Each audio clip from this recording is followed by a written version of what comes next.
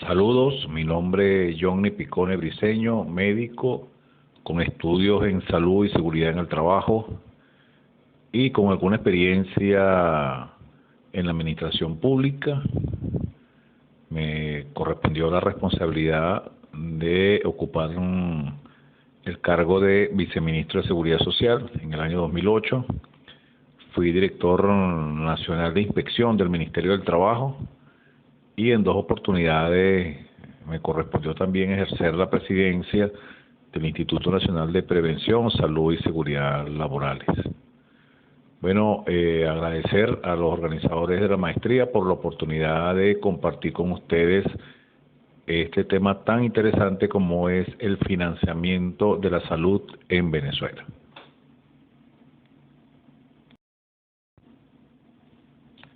Nuestra exposición está basada en el empleo del método del socialismo científico, que no es otro que el materialismo histórico y dialéctico, que es el que permite entender y comprender el desarrollo de los fenómenos históricos que se presentan en la naturaleza, en la sociedad y en el pensamiento.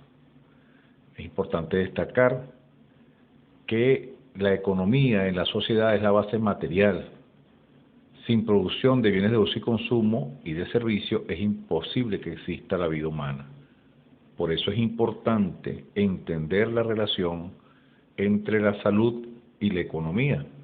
Y desde el punto de vista del socialismo científico, entender entonces cómo el modo de producción determina la salud de la población. Vamos entonces a introducir rápidamente algunos conceptos sobre el materialismo histórico, método empleado por el socialismo científico para comprender el desarrollo de la sociedad. El materialismo dialéctico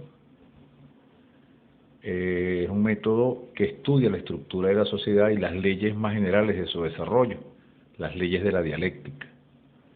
Establece que el factor primario en la sociedad es el factor económico y que las fuerzas productivas son el motor de estos cambios a medida que ellas se desarrollan. Y tienden a producirse cambios importantes en las relaciones sociales de producción. El materialismo histórico, al estudiar las fuerzas motrices fundamentales de la sociedad, nos permite entender entonces los cambios que se han producido en la humanidad desde la comunidad primitiva hasta el socialismo.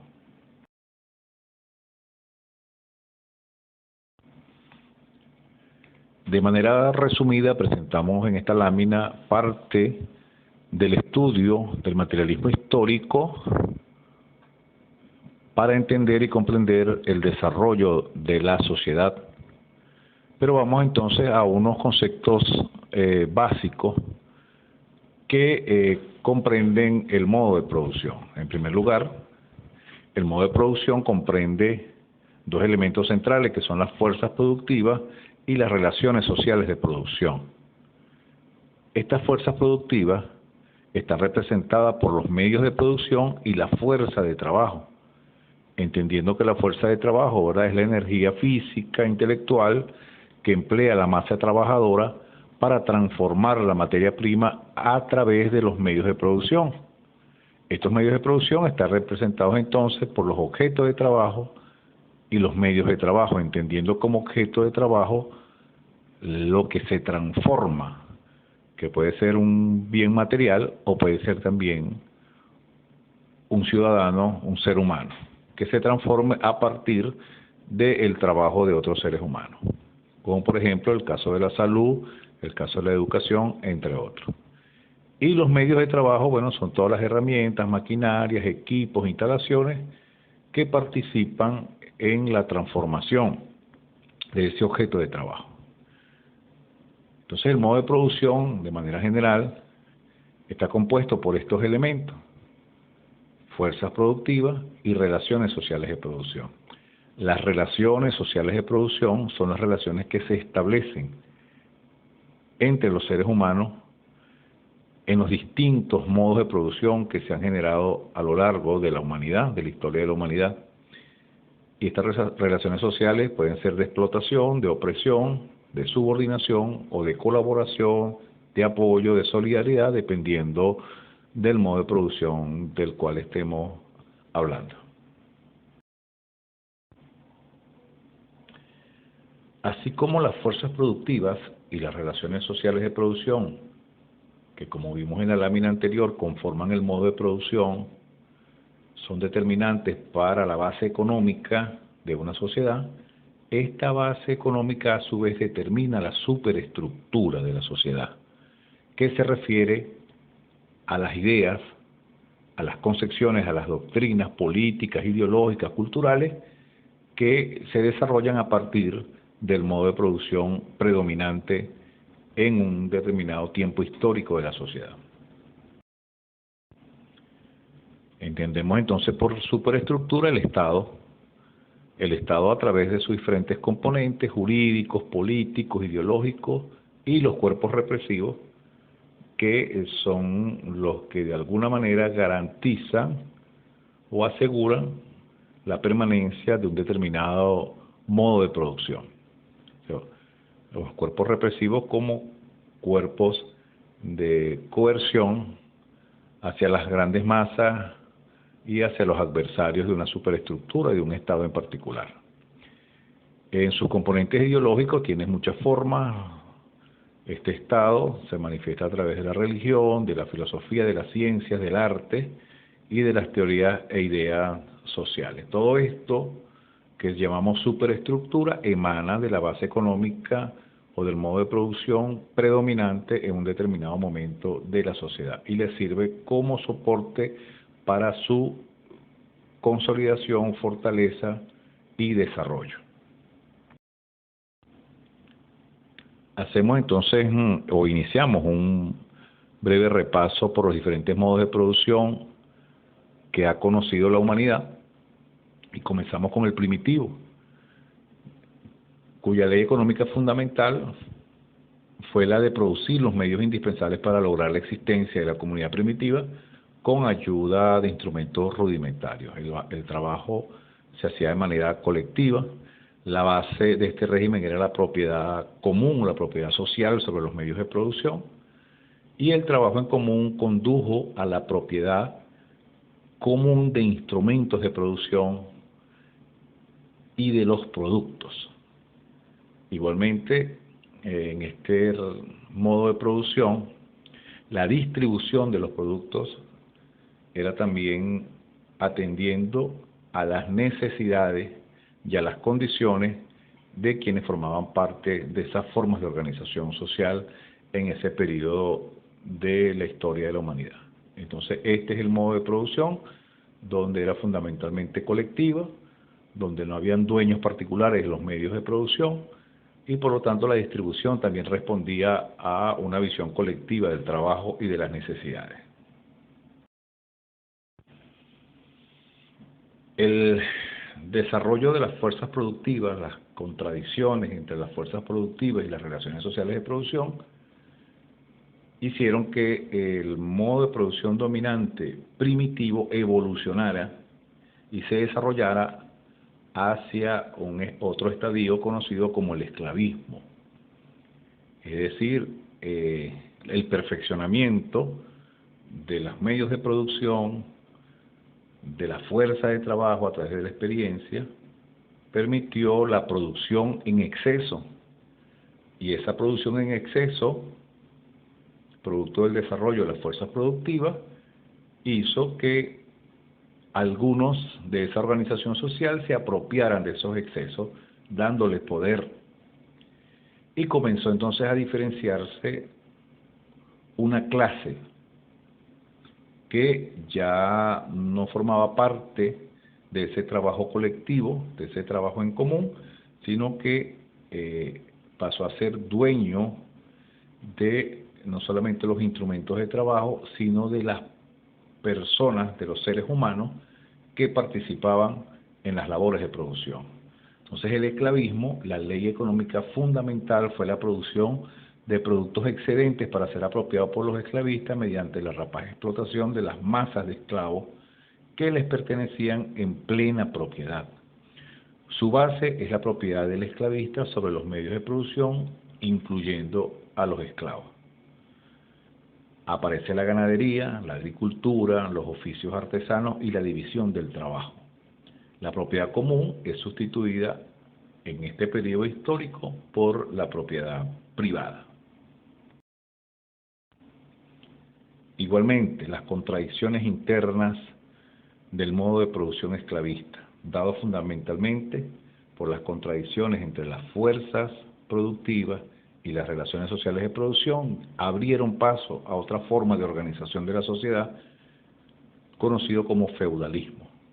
La ley económica fundamental fue la obtención del plusproducto por los señores feudales, en forma de renta feudal de la tierra, mediante la explotación de los siervos. Es importante señalar que esa transformación de un modo de producción a otro también está asignado por la lucha importante y la resistencia que hicieron grandes cantidades de seres humanos para tratar de alcanzar mejores condiciones de vida. O sea, siempre el ser humano, la vida del ser humano, la historia del ser humano está llena de historias de lucha, historia de resistencia. Entonces, los esclavos lucharon contra las condiciones de trabajo y las condiciones de vida a las que se vieron sometidos, y eso de alguna manera también ejerció presión para la transformación del modo de producción. Pero el mismo desarrollo de las fuerzas productivas, que no se paralizan nunca, es decir, cada vez hay mayor desarrollo científico-técnico, mayor desarrollo de la creatividad y del ingenio humano para hacerse de las mejores técnicas y los mejores métodos para la producción. En el esclavismo también ocurrió, y eso permitió entonces abrir paso o servir el escenario para el desarrollo y de otra forma de sociedad, como es el feudalismo. El feudalismo tiene como base la propiedad del señor feudal sobre los medios de producción y la propiedad parcial sobre los productores. Esta propiedad parcial, los siervos trabajan la tierra y pagan al señor en especias con una parte de la cosecha. Pero también, además de eso, los siervos deben trabajar una parte de su jornada al señor feudal. Aquí conserva entonces un vestigio de la sociedad esclavista, pero además, en eso que se conoció como el triple tributo, además de trabajar para el patrono, además de pagarle en especies, también lo que él le quedaba como productor y lograba vender, también parte de esas ventas en dinero debían ser canceladas al señor feudal.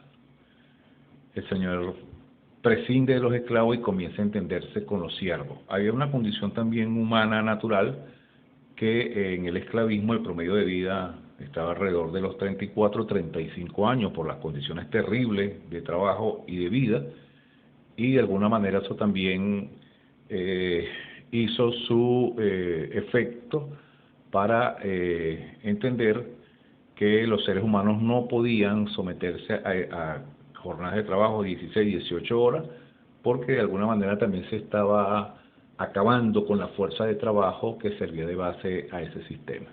Entonces el modo de producción feudal tiene como base la propiedad de la tierra, fundamentalmente, y sobre eso se hacían los grandes amos y señores que representaban la clase dominante en ese entonces.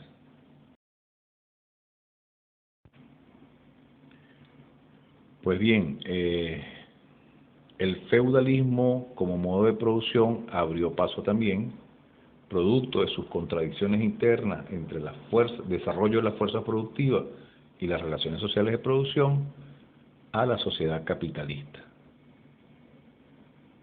En un principio mercantil simple, luego mercantil compleja, y luego el capitalismo monopolista, conocido como imperialismo. La base del capitalismo es la propiedad sobre los grandes medios de producción. Aquí ya no es la tierra o únicamente la tierra, sino sobre los grandes medios de producción. galpones, maquinarias, equipos, herramientas, y ya no hay propiedad sobre los seres humanos. Es decir, ya el obrero es libre, entre comillas, de escoger a su explotador. O sea, hablamos del obrero asalariado que emerge como un nuevo actor en este modo de producción signado por la propiedad sobre los grandes medios de producción. El capitalista no puede matar ni vender al obrero como lo hacía en modos de producción esclavistas o feudales, pero para poder lograr su subsistencia y su sobrevivencia, ese obrero tiene que vender lo único que puede vender, que es su fuerza de trabajo, y se la vende al señor capitalista. La contradicción fundamental del capitalismo es el fenómeno conocido como superproducción. Igualmente, desde el principio de la humanidad, desde que el ser humano inició el trabajo, el uso de herramientas, el uso de los medios de producción, el ingenio del ser humano no ha parado en ningún momento para perfeccionar cada vez más los instrumentos y medios de producción. En el capitalismo, por supuesto, con el desarrollo científico-técnico, hubo un desarrollo muy acelerado de la fuerza productiva y eso hizo que hubiese una producción en excedente. En el capitalismo, la producción es anárquica, y es anárquica porque la producción no se hace para cubrir las necesidades fundamentales de la población en el mundo, sino que la producción tiene forma de mercancía, y por lo tanto los capitalistas producen para vender, para el mercado, no para la población, que tiene necesidades básicas fundamentales, las cuales tiene necesariamente que satisfacer. Y por eso entonces el capitalismo de cuando en cuando hace crisis cíclicas de superproducción. Muchos bienes de uso y consumo y muy poca capacidad para las grandes masas de obreros asalariados de poder adquirirla.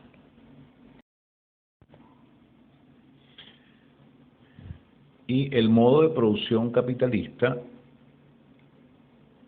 contiene todas las condiciones objetivas para que pueda desarrollarse en su seno una revolución que conlleve a la construcción del socialismo. Por supuesto, esto no es automático porque hay condiciones subjetivas que deben ser asumidas por sujetos históricos en la organización, en la planificación y en la conquista del poder político por las grandes masas, como un partido de vanguardia que dirija la gran revolución por la construcción del socialismo. Pero en su base material, el capitalismo genera las condiciones objetivas para que pueda desarrollarse las principales contradicciones entre las fuerzas productivas y las relaciones sociales de producción, para que los obreros, conjuntamente con los campesinos, con los comuneros, con los intelectuales, con los estudiantes, con las amas de casa, puedan organizarse para conquistar el poder político y poder edificar el socialismo a partir del desarrollo de sus propias fuerzas productivas, pero con una orientación en valores y en principios, y fundamentalmente en teoría científica del socialismo, que es la experiencia que la humanidad ha conocido en algunos países, fundamentalmente de Europa y de Asia, y algunos en el contexto latinoamericano. El socialismo corresponde a la primera fase del modo de producción comunista. Su ley económica fundamental es la satisfacción cada vez más completa de las necesidades materiales y culturales del pueblo mediante el desarrollo y perfeccionamiento ininterrumpidos de la producción social. Su base es la propiedad social sobre los medios de producción. Ya no existen ni explotadores ni explotados y los productos creados se distribuyen con arreglo al trabajo. Recordamos aquella consigna que se transformó en decreto en la revolución bolchevique o la revolución rusa, como también se le conoce: el que no trabaja no come. A igual cantidad de trabajo, igual cantidad de productos. Las relaciones entre los trabajadores dentro del proceso de producción tienen carácter de relaciones de cooperación fraternal, de ayuda mutua, socialista y libre de explotación. Por supuesto, de esto hay mucho que cortar. Hay cualquier cantidad de material del punto de vista filosófico, político, económico, que estudiar, generado fundamentalmente por los padres del socialismo científico, como fueron Carlos Marx y Federico Engels y Vladimir Lenin. Pero bueno, como eso no es el tema que nos atañe en este momento, quisimos entonces rápidamente recordar cómo el materialismo histórico estudia el desarrollo de la sociedad y entiende que en cada modo de producción predominante en un periodo histórico de la humanidad correspondieron unas leyes específicas de la economía que a su vez generaron las contradicciones internas, que a su vez generaron las grandes revoluciones y por lo tanto la transformación de cada uno de esos modos de producción. Conocer las leyes que rigen en cada modo de producción, pero fundamentalmente en nuestro caso, las leyes que rigen la construcción del socialismo, que no son leyes jurídicas, sino que son leyes dialécticas y económicas. Podrán hacerse jurídicas, pero son fundamentalmente leyes dialécticas y leyes económicas que rigen el desarrollo de un modo de producción. El compromiso nuestro es estudiar las que corresponden a la construcción del socialismo. Ahora, hecho este breve repaso, vamos entonces a entrar en materia referido al desarrollo histórico de la salud pública en Venezuela. Por supuesto, un muy breve recorrido, y vamos a tomar aquí algunos elementos importantes que están señalados en un informe del Ministerio del Poder Popular para la Salud, denominado Plan Nacional de Salud 2014-2019. Y allí los compañeros que elaboraron ese informe establecen unos periodos importantes de desarrollo de la salud pública en Venezuela. Tomamos esos elementos con algunos comentarios. En un primer momento, un primer periodo corresponde a la naciente salubridad pública en el siglo XIX y comienzos del siglo XX. Allí señalan que el 25 de junio de 1827, Simón Bolívar, en su condición de presidente de la Gran Colombia, emite el decreto de creación de la Facultad de Medicina de la Universidad Central de Venezuela. Y esto tiene una gran importancia, ya que la universidad, además de la formación de profesionales, le confiere a la Facultad de Medicina atribuciones específicas relativas al desarrollo de la salud pública. Por eso se señala allí. Igualmente, se creó el Hospital Vargas en la ciudad de Caracas y se creó la Dirección de Higiene y Estadísticas Demográficas en el año 1899.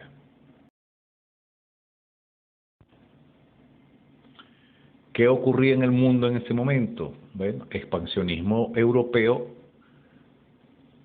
las grandes contradicciones externas en el viejo continente, marcado por las guerras civiles en Francia y en Alemania, que eran producto precisamente de esas revoluciones que se venían gestando en la sociedad feudal y que abrían paso al naciente capitalismo.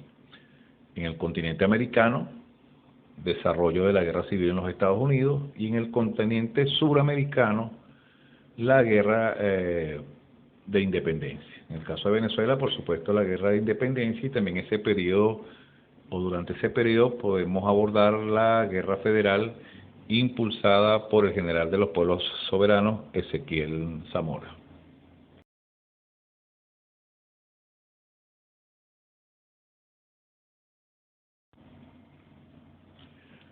Un segundo periodo, derrota y renacimiento de la salud pública.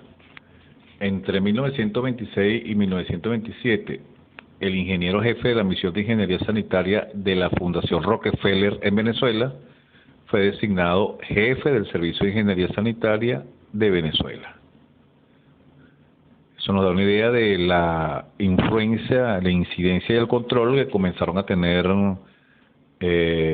las grandes transnacionales sobre las políticas públicas en Venezuela. El 21 de febrero de 1936 se crea el Ministerio de Sanidad y Asistencia Social. En 1944 se crea el Instituto Venezolano de los Seguros Sociales, adscrito al Ministerio del Trabajo, y se promulga la Ley del Seguro Social Obligatorio.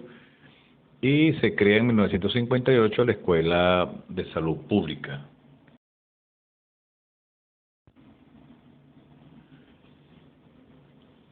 En el escenario internacional se desvanece el modo de producción feudal como predominante y emerge el modo de producción capitalista en su fase mercantil premonopolista. Avanzado ya el siglo XX, encontramos un capitalismo desarrollado en su fase imperialista. Pero hay un acontecimiento importantísimo que ocurre a principios del siglo XX, que es la Revolución Bolchevique en el año 1917, que permitió construir la primera experiencia socialista de la historia, en la cual se pudo comprobar que con la aplicación de los principios del socialismo científico, el conocimiento y dominio de las leyes de la dialéctica que rigen los procesos y fenómenos sociales, es posible que la humanidad avance a grandes pasos en la conquista de un mundo mejor.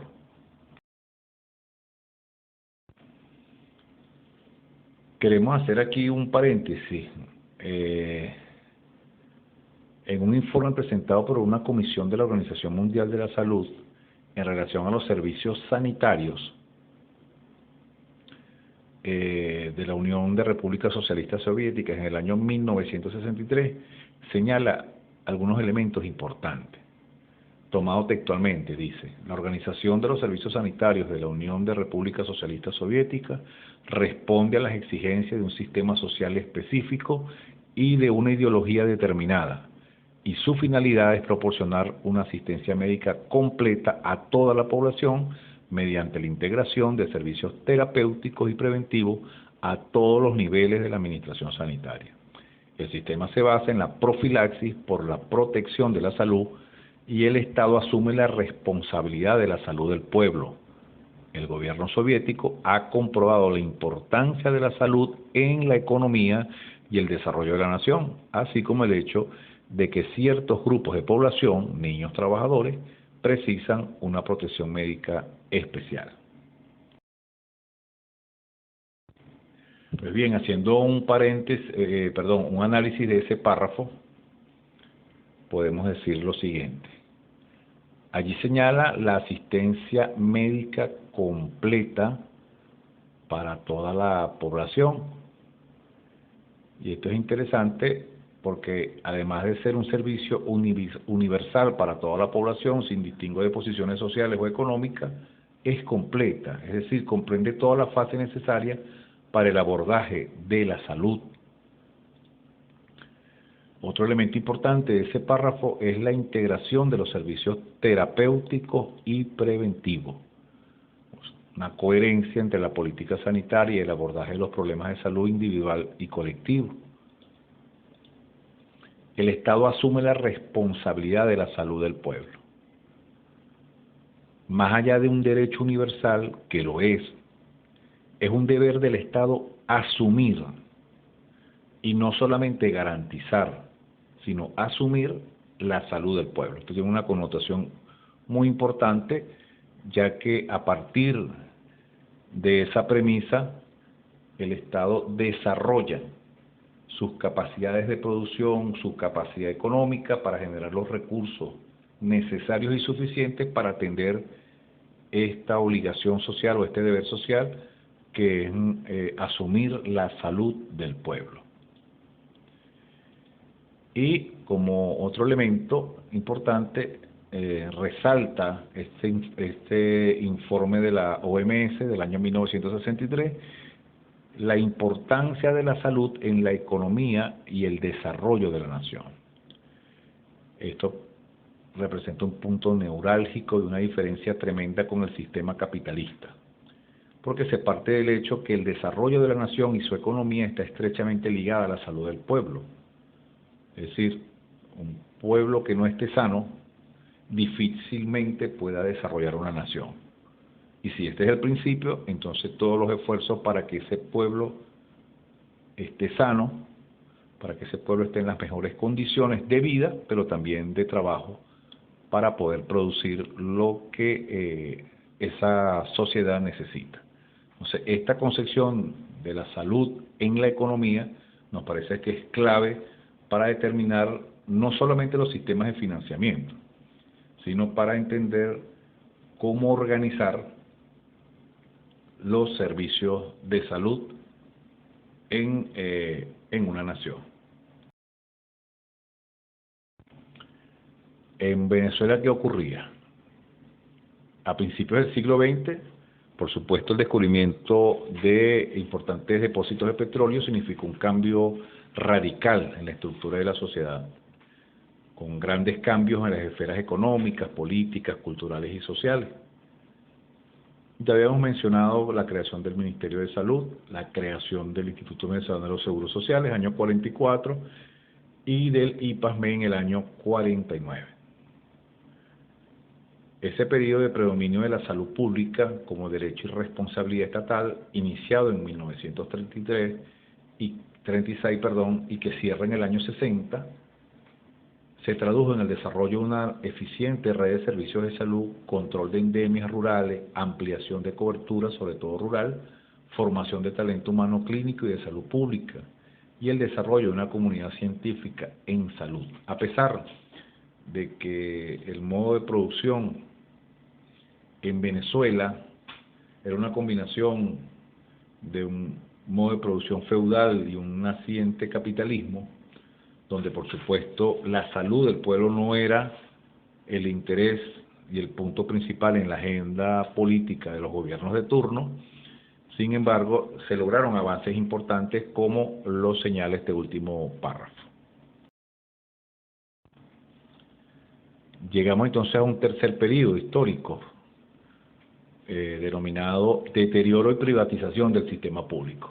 A partir de 1966, se oficializa y amplía la política denominada recuperación de costos, es decir, el cobro por servicio en los hospitales públicos, argumentando los altos costos operativos de los mismos. Se estimuló la descentralización de los servicios en múltiples organismos nacionales, estatales y municipales, contribuyendo de esta forma al ya fragmentado sistema de salud que venía desarrollándose en el periodo anterior. Hubo una reducción importante del gasto público, el deterioro intensivo de las capacidades del Ministerio de Salud para conducir y ejercer la rectoría de la salud en el país. Por supuesto, esto generó condiciones para que se desarrollara con mucha fuerza la medicina privada ante la carencia del sistema público.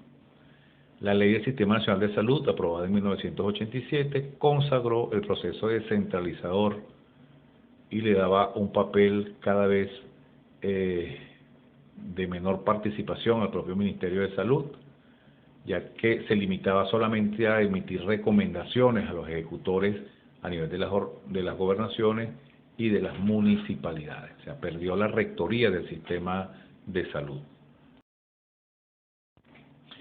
Igualmente, durante este periodo hubo la promulgación de leyes que contribuyeron a fortalecer la política de fragmentación del sistema de salud, como la Ley Orgánica de Descentralización y Transferencia de Competencias del Poder Público, la Ley Orgánica del Régimen Municipal y la Ley de Elección y Remoción de Gobernadores de Estado. Igualmente, comenzaron a aparecer las famosas ONGs con acciones en salud, sustituyendo responsabilidades del Estado, algunas en forma de fundaciones que tenían un nivel de participación importante en la toma de decisiones, sobre todo a nivel de los estados. Se continuó durante este periodo la privatización de los servicios de salud. En 1998 se aprueba una ley orgánica del Sistema Nacional de Salud con la cual se liquidan las posibilidades de que el Ministerio de Salud se convierta en el órgano rector del sistema. Se sigue atomizando el sistema de salud, la transferencia de responsabilidades públicas y costos a la población, y se siguen fortaleciendo las famosas ONGs como intermediarias sustitutivas de la responsabilidad del Estado, inclusive llegando a la contratación directa de personal de salud a través de estas ONG. Bien, durante este periodo en el mundo, ¿qué ocurría? Estábamos en la llamada Guerra Fría, que implicaba las tensiones generadas entre los intereses de los Estados Unidos, intereses políticos y económicos de los Estados Unidos y la Unión de República Socialista Soviética, intereses que iban orientados al reparto y control de grandes áreas geográficas del mundo, Guerra Fría que sobrevino después de la Segunda Guerra Mundial, que no fue más que un reacomodo del capitalismo mundial. Pero años después, en este mismo periodo que estamos analizando, ocurre la caída del bloque soviético a finales de los 80 y principios de los años 90. Y con esto se quiso hacer ver al mundo de que ya el socialismo había llegado a su fin y que por lo tanto el capitalismo prevalece como el modo de producción triunfante en el mundo. Inclusive se escribieron libros y se vendieron gran cantidad de ellos. Aquel famoso libro de Fukuyama, El fin de la historia. Bueno, años después, la misma historia se encargaría de demostrar lo contrario. Hay un hecho importante que hay que señalar, que en el año 1976, en la ciudad de Alma-Ata, en la Unión de Repúblicas Socialistas Soviéticas, los países allí reunidos hacen la Declaración de Salud para Todos. Esto representó un avance importante en los planes de salud pública y colectiva para la población mundial. Pero igualmente es importante mencionar que en este mismo periodo y por mandato del imperialismo norteamericano se llegó al famoso consenso de Washington.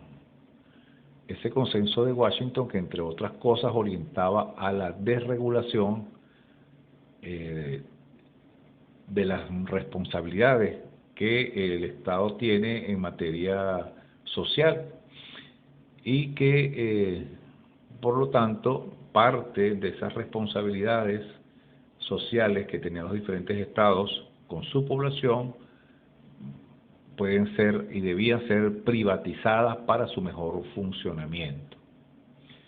Esto ocurrió no solamente con servicios a la población, sino con empresas del Estado. En el caso de Venezuela recordamos la privatización de Sidor, de la CanTV, de la electricidad de Caracas, y por esa misma línea pues venía la privatización de otros servicios, el aseo urbano, y habían proyecciones para la privatización de servicios como el agua, y por supuesto también había en los planes la privatización de algunos hospitales que existían y que existen en el país, pero que existían bajo la figura de control de las famosas fundaciones, de aquellas ONG que hemos mencionado anteriormente, que tenían un papel allí de recuperación de costos, que ya eso daba indicios de la privatización que se estaba haciendo con la salud pública. Aquí es importante señalar que los aportes al sector salud descendieron progresivamente durante este periodo. Si para el año 1970 el gasto público en salud era del 2.62% del PIB, para finales de la década de los 80 alcanzaba apenas al 1.63%.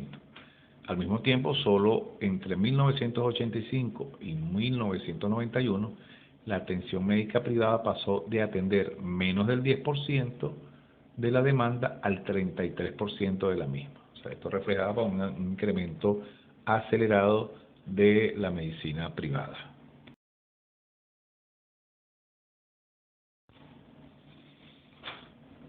Otro periodo, un cuarto periodo, se señala como retorno de la salud pública integral. Aquí podemos señalar que en el marco de la crisis general del capitalismo, del derrumbe del mercado petrolero internacional, del avance de la economía china, surgen movimientos populares y progresistas en América Latina y en Venezuela, particularmente un grupo de militares nacionalistas y patriotas, emergen contra la dictadura de los partidos de derecha, encabezados por el comandante Hugo Chávez Frías. Con el triunfo electoral del presidente Hugo Chávez se inició el desarrollo de un conjunto de medidas de orden político y social que tenían, entre otros objetivos, el saldar la deuda histórica con el pueblo de Venezuela en materia de derechos básicos y condiciones de vida, lográndose importantes resultados. En esta lámina, solo para mostrar algunos de estos indicadores de los avances importantes que se dieron a principios, en los primeros años del gobierno del presidente Hugo Chávez, vemos como, por ejemplo, la tasa de mortalidad infantil pasó desde 19.0 en el año 1999, a 13.7 en el año 2007. El índice de desarrollo humano es 0.77 a 0.82. La inversión social como porcentaje del PIB pasó del 12.8 al 20.2 en el año 2007. Hubo un importante impacto a nivel de la pobreza, o los hogares en situación de pobreza pasaron del 42.0 al 28.3%. El empleo formal pasó del 47.6% al 56.0%. El número de personas pensionadas pasó de 475.114 a 1.168.515 en el año 2007. La población con acceso al agua potable pasó de un 82% a un 92%. La población con servicio de recolección de agua servida pasó de un 64% a un 82%. Igualmente así, la tasa neta de escolaridad pasó de un 84.7 a un 93.6 en el año 2007. Son indicadores que son contundentes a la hora de medir entonces el efecto de estas políticas sociales.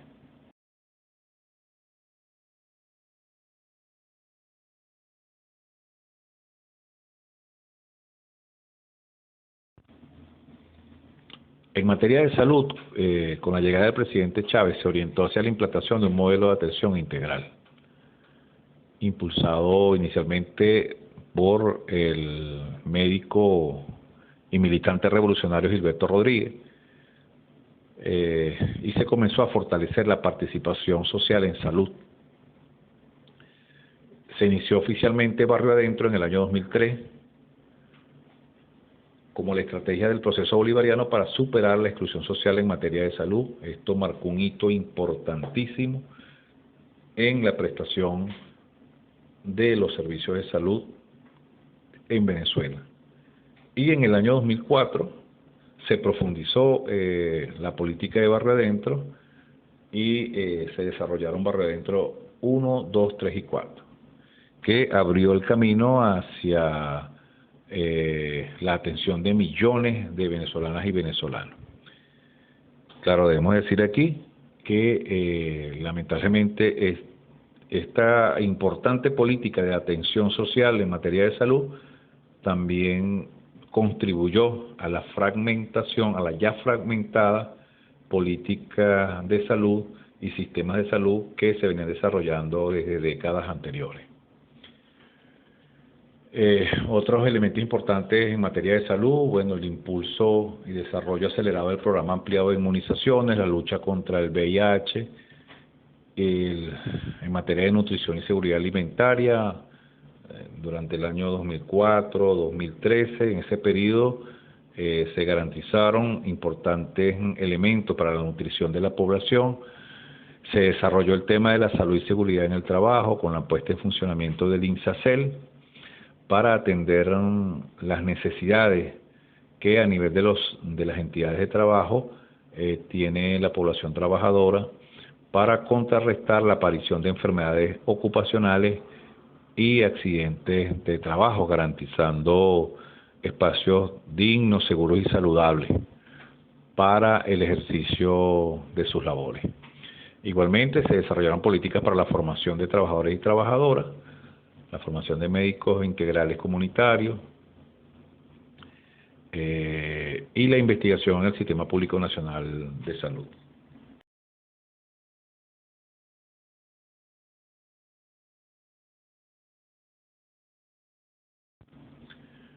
En esta lámina podemos ver otros indicadores que van del año 2005 al 2013, que están relacionados con el número de intervenciones quirúrgicas, de partos, de emergencias, consultas externas, servicios de radiología y laboratorio, que dan cuenta de la forma como durante este periodo se le dio atención a la población que hasta ese entonces permanecía excluida de estos servicios de salud.